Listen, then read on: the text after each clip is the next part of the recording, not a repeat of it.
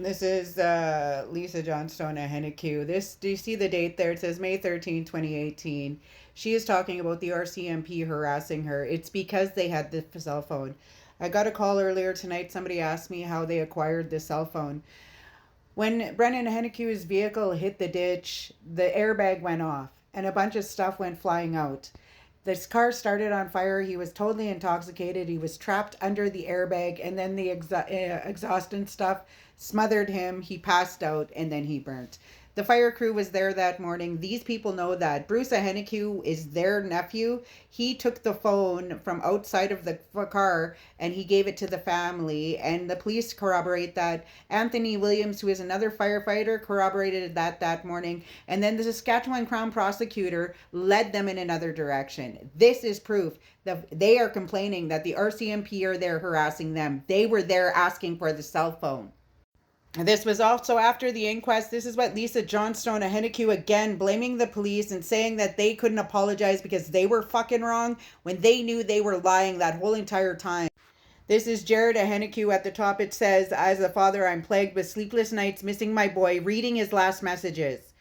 How is he reading his messages if they don't have the phone? So again, they're in media playing the victim. Glenn Johnstone is saying that, it would be minimal in the restrictions on what the jury could do, of course. And then he talks about that the RCMP did this on purpose because we're Indigenous.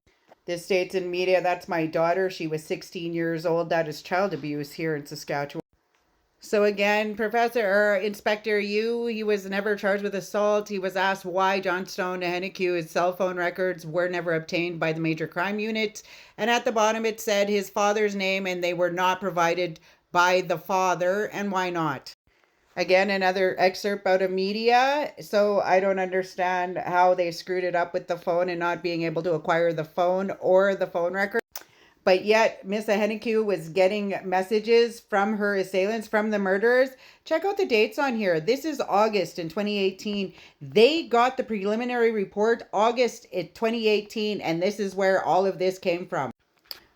August 9, 2018, right after they got the preliminary report from the investigative team. Saskatchewan Justice knows this, and so does our leadership. She went to every outlet claiming this, and this was in August. They had his cell phone.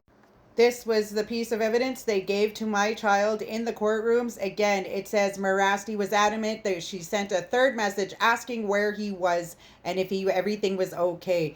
They had pictures from his cell phone that they had removed and they presented it in front of my daughter in a courtroom, and the courts can tell you that too. They never put that piece of paper in the witness testimony or in any of the evidence, so we cannot pull it out and look at it again. But this is evidence to that. Everything I'm saying is true.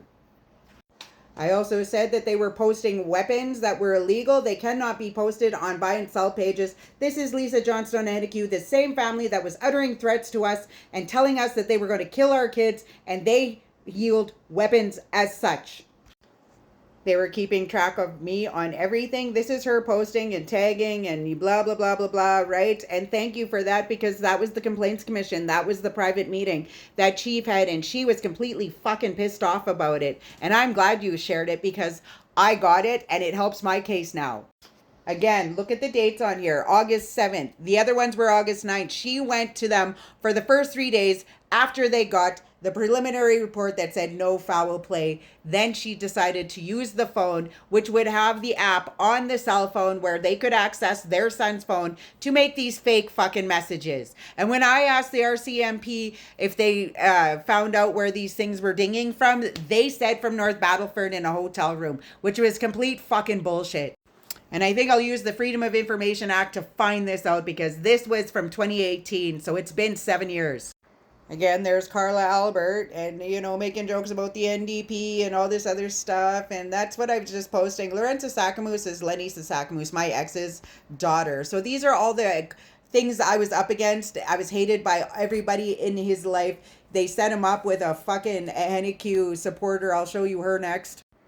They said they had somebody for him. She's 30. They knew what they were feeding him. They knew. Lisa Hedekiu from DCFS was his wife for 30 years. She knows what kind of pig he is, what he would go for. This is a little pig. She is an alcoholic crackhead and she's been with everybody in the community.